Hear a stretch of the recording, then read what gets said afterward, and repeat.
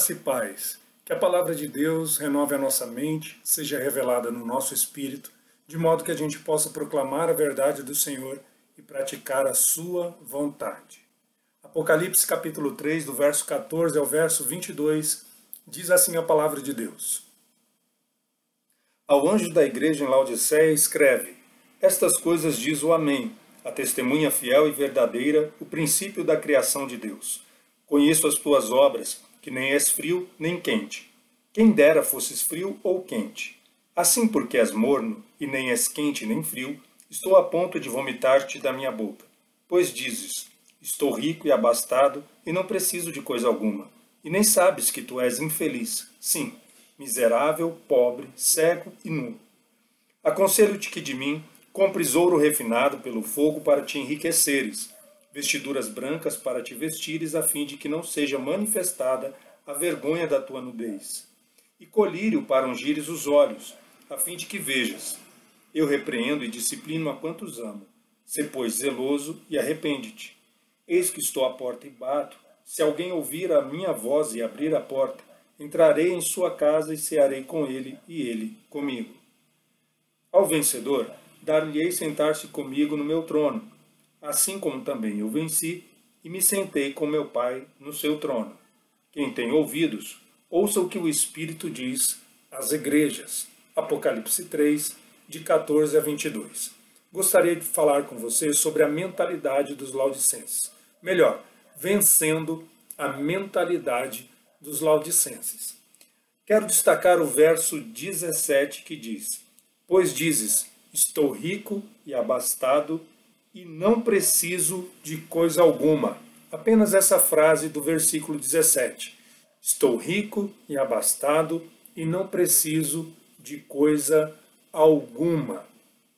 Essa carta de Apocalipse, capítulo 3, do 14 a 22, é uma carta destinada, ou uma mensagem destinada à igreja de Laodiceia. Eu quero destacar alguns pontos com você para que a gente possa entender a necessidade de se vencer a mentalidade dos laodicenses. Primeiramente, o texto diz: ao anjo da igreja em Laodiceia. Anjo significa mensageiro. E estas coisas diz o Amém. O Amém é Jesus Cristo. Jesus se dirige então ao mensageiro da igreja de Laodiceia com a finalidade de que a mensagem alcance a igreja. Mas eu creio que essa mensagem ela vai além das portas da igreja, ou além dos limites da igreja. Ela alcança também a cidade ao redor. Ele diz: Conheço as tuas obras, que são classificadas como mornas, ou seja, hipócritas. Se existe alguma coisa que Jesus abomina, é a hipocrisia. Basta que leiamos Mateus 23 e vejamos a forma como ele tratou a hipocrisia dos fariseus. Os laodicenses, com a boca, eles proclamavam conhecer a Jesus, mas o negavam por suas obras. Suas obras eram indefinidas. Eu poderia dizer até inconstantes, nem quente nem fria, porém mornas, sem vida, sem alegria, sem amor. A verdade é que as ações dos laodicenses não correspondiam com o que eles professavam. Essa mornidão era também uma referência às águas que abasteciam a cidade. Laodiceia, ela ficava entre duas cidades, Colossos e Herápolis, onde Colossos as águas eram frias e Herápolis as águas eram termais, águas quentes. Laodiceia não possuía água boa para o consumo, então ela dependia de um longo aqueduto construído com recursos próprios para essa finalidade, para abastecimento da cidade. Era esse aqueduto que determinava a temperatura da água, porque ela recebia a água das duas cidades, e elas se misturavam e as águas chegavam em Laodiceia mornas. Mas também ela indicava a capacidade de recursos que a cidade possuía. Laodiceia, além de ser uma rota comercial, ela também possuía bancos. Eles eram pobres não porque lhes faltavam dinheiro, e sim porque eles estavam seduzidos pelas riquezas. Eles diziam: somos ricos e abastados e não temos necessidade de nada ou não precisamos de coisa alguma. Eles estavam, portanto, envaidecidos. E essa vaidade, essa sedução que eles tinham pela riqueza, fizeram com que esse comportamento deles apontasse para a redução da divindade de Jesus numa entidade supridora de necessidades materiais. Nada contra com aquelas pessoas que veem no Jesus por conta das suas necessidades, né? E que uma vez supridas, elas precisam permanecer conectadas com a fonte, que é Jesus.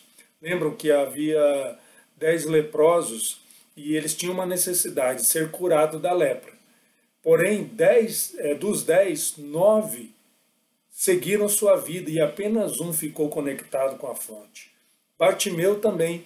Bartimeu ficou conectado com a fonte. Ele foi curado da sua cegueira, mas permaneceu conectado com a fonte. Diz o texto que ele continuou pela estrada fora, adorando a Deus, louvando a Deus pelo que Jesus havia feito na vida dele.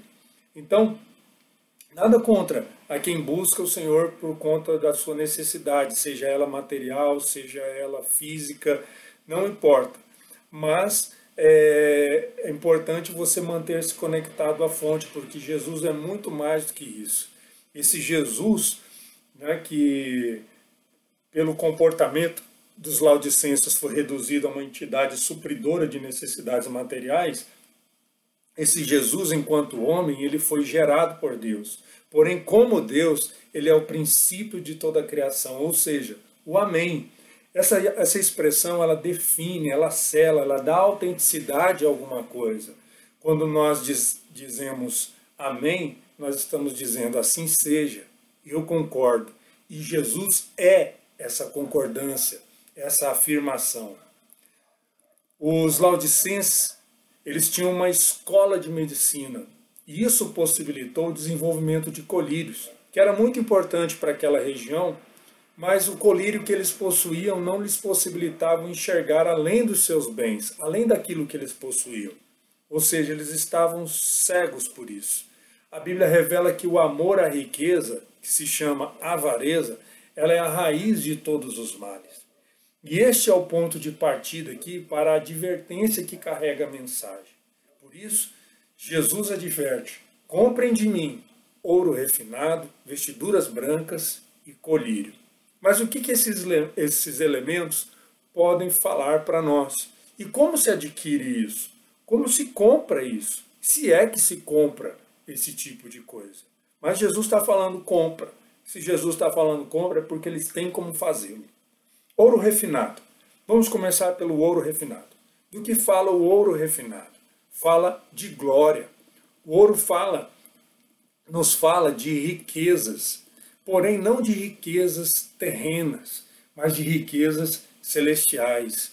Jesus também chamou a nossa atenção para que ajuntássemos tesouros nos céus.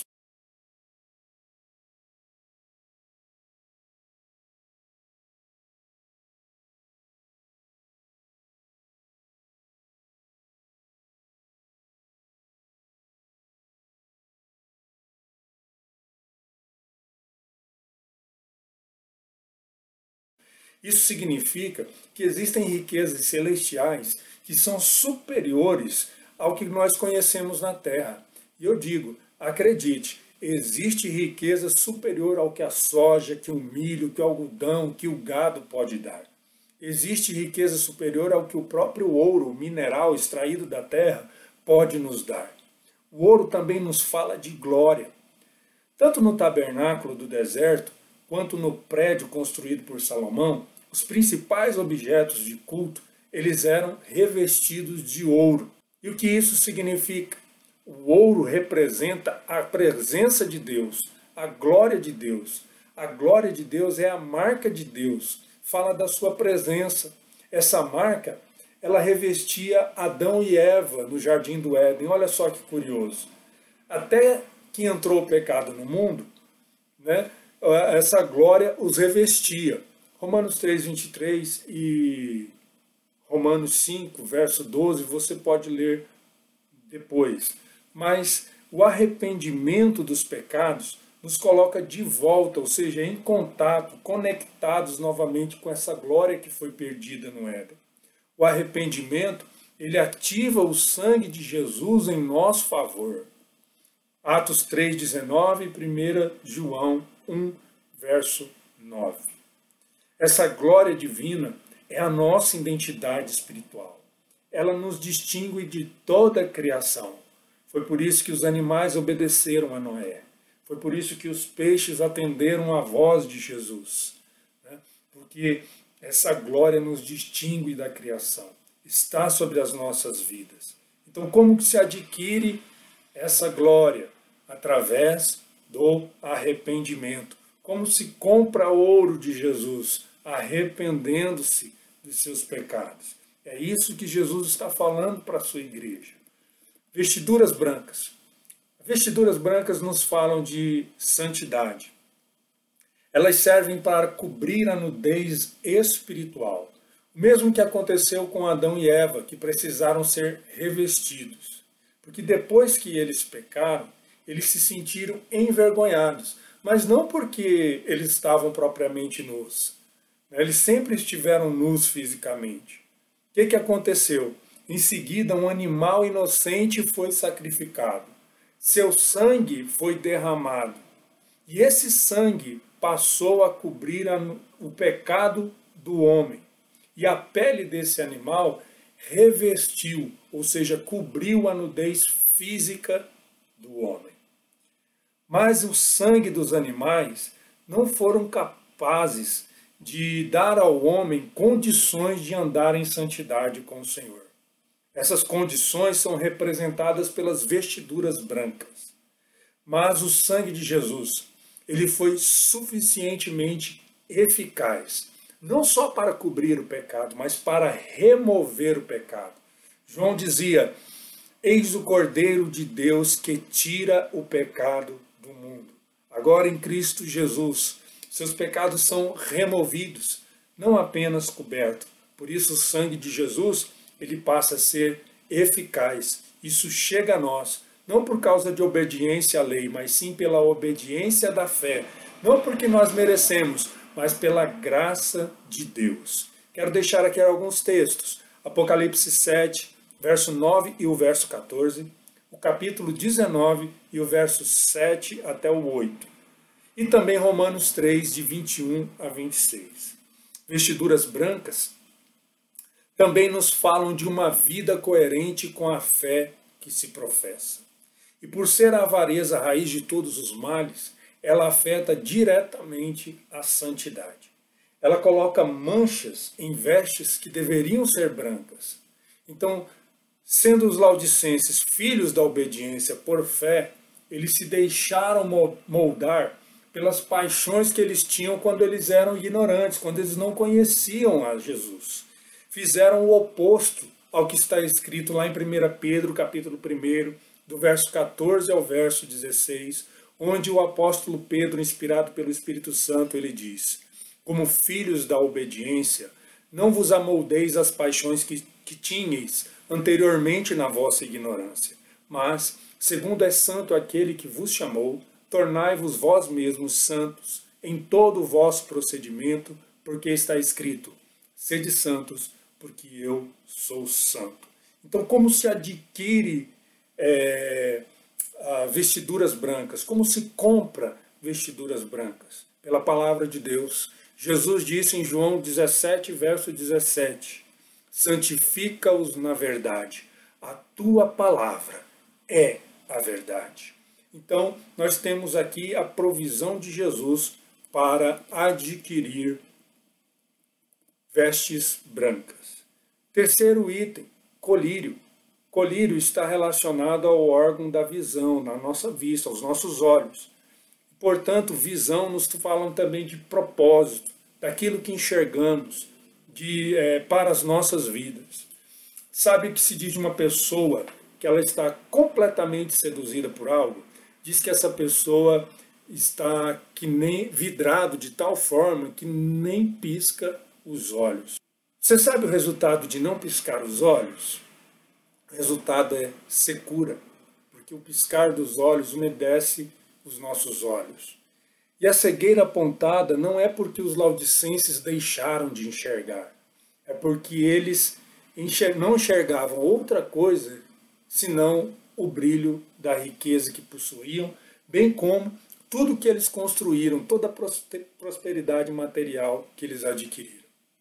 O colírio não somente hidrata, mas também ajuda, por exemplo, a aliviar infecções causadas pela poeira, que naquela época era a maior causadora de cegueira nas pessoas. Jesus os adverte, portanto, não para que enxerguem fisicamente, mas para que enxerguem com a alma e encontrem nele um propósito maior além desta vida. Isso nos lembra o que Paulo disse: se a minha esperança se limita somente a esta vida, quão miserável homem que sou. E embora essa frase de Paulo esteja na primeira pessoa, ele, no contexto dessa frase, essa expressão, essa frase colocada na primeira pessoa serve como sugestão para nós, para dizermos que se a nossa esperança se limita somente às coisas dessa vida, quão miseráveis homens que somos. É importante que o homem espiritual esteja atento às coisas espirituais, porque elas são eternas. É diferente das coisas terrenas, porque elas são passageiras. Nossos olhos têm que estar no céu, no mundo espiritual. Ou seja, o homem espiritual, ele discerne as coisas espiritualmente, ele tem discernimento espiritual daquilo que ele vê até na terra. Então, é um olhar diferente, é uma visão diferente, e isso traz também um propósito muito maior do que nós podemos encontrar nessa vida. Nenhum coach vai apontar para você esse propósito. Nenhum coach é capaz de apontar para você esse propósito. Somente Jesus Cristo. Porque as obras que realizamos aqui, elas ficam aqui. Mas as obras que nós realizamos em Cristo, elas são para a eternidade.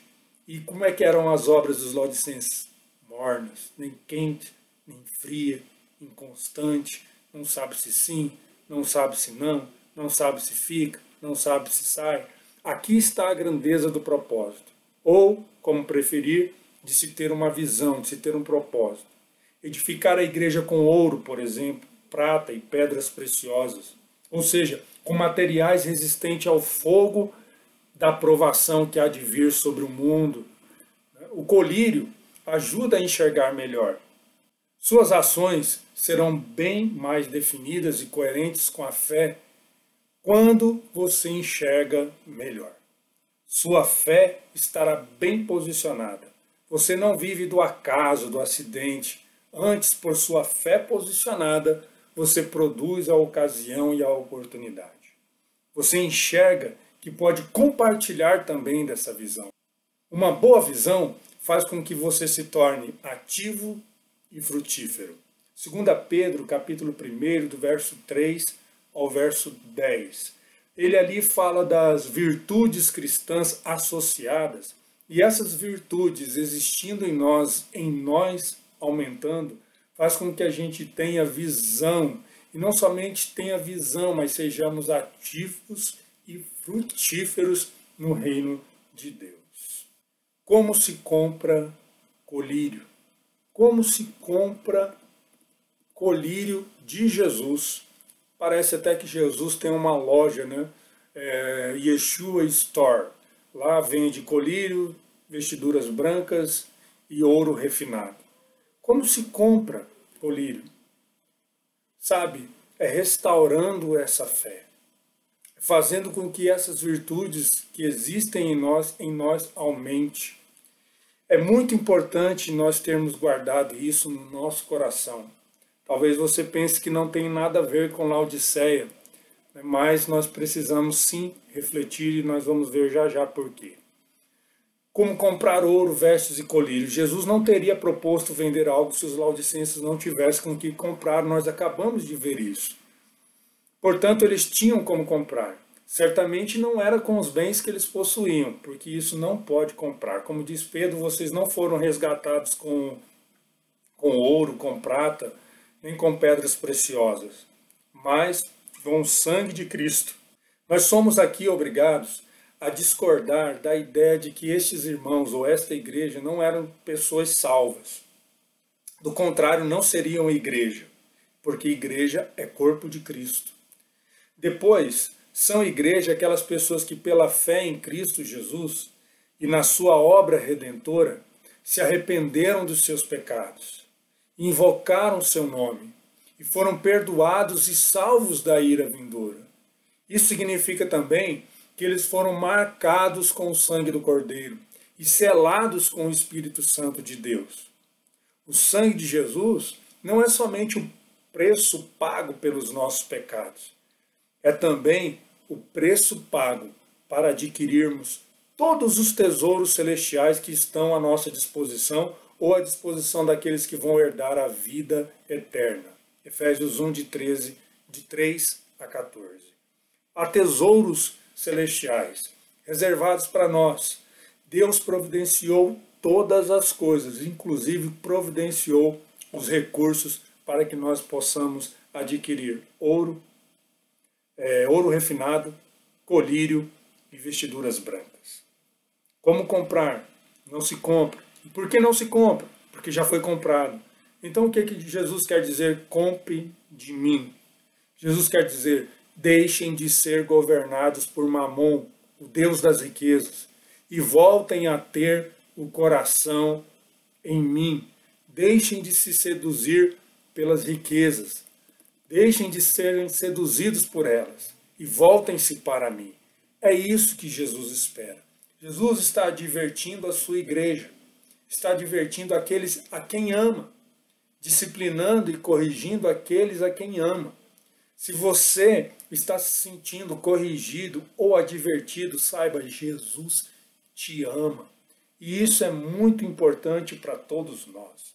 Especialmente porque a Bíblia diz em Lucas, no capítulo 17, que nos últimos dias, ou seja, sobre a vinda do reino de Deus, Jesus diz o seguinte: assim como foi nos dias de Noé, será também nos dias do Filho do Homem.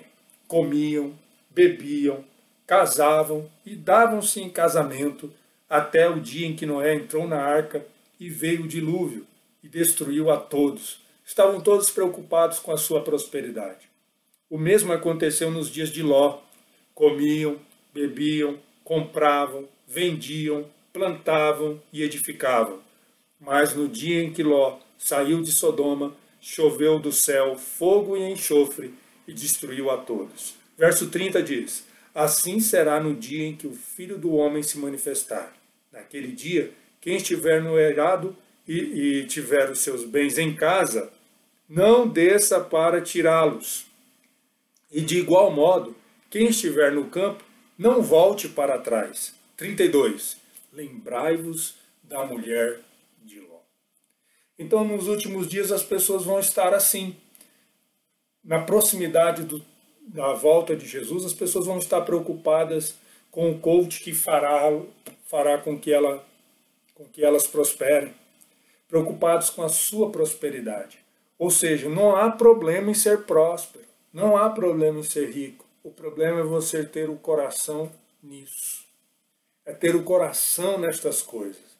E esse era o problema dos laodicenses.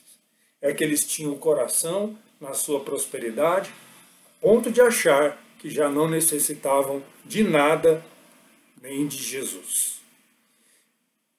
Porque se eles ainda sentissem que necessitavam de Jesus, eles não seriam advertidos. Mas tem uma promessa. Tem uma promessa para esses irmãos, né, que é assentar-se com Cristo no trono do Senhor, né, sentar-se no trono com o Senhor Jesus, assim como ele se sentou com o Pai. Essa é a recompensa para os que vencerem essas tentações, porque os laodicenses foram tentados, mas todos nós fomos tentados.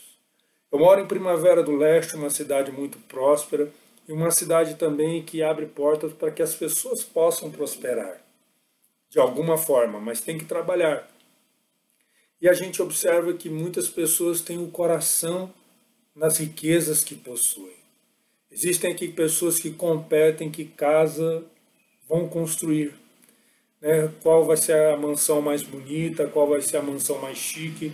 Nós sabemos aqui de pessoas que têm torneiras de ouro em algumas residências, em algumas dessas mansões aqui. Então, é uma cidade muito próspera, voltada para o agronegócio. Então, é uma cidade também onde, à medida que as pessoas também prosperam, elas são tendenciosas ou tentadas à ostentação, à aparência. E a prosperidade também pode ser uma faca de dois gumes nesse caso.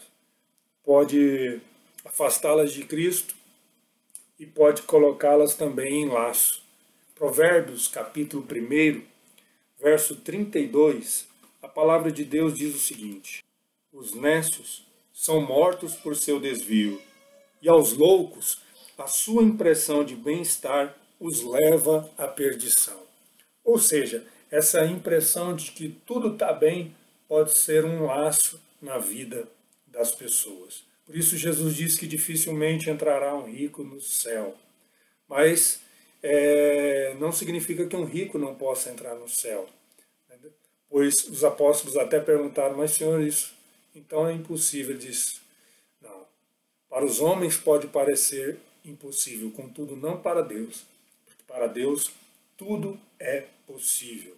Lembremos de Zaqueu, que era um homem rico e que se converteu ao Senhor Jesus. Era rico e rico de forma ilícita e se converteu ao Senhor Jesus, abrindo mão de seus bens e disposto a devolver a todos aqueles a quem ele defraudou. Ouça o que o Espírito diz às igrejas. No primeiro momento, essa carta parece ser direcionada a uma única igreja. Mas imagine comigo, um pai tem 7 filhos. E um dos seus filhos está sendo corrigido, está sendo advertido. E ele está fazendo isso porque ama. Ama o filho. Mas ele coloca os 7 um do lado do outro e começa a advertir um. E ao final da sua advertência ele diz, ouça o que o Espírito diz às igrejas. Ou seja, o que eu disse para você serve para todos vocês. Todos vocês. E isso nos lembra 1 Coríntios 10, onde o apóstolo Paulo diz, aquele que está em pé, cuide para que não caia. Assim seja sobre as nossas vidas.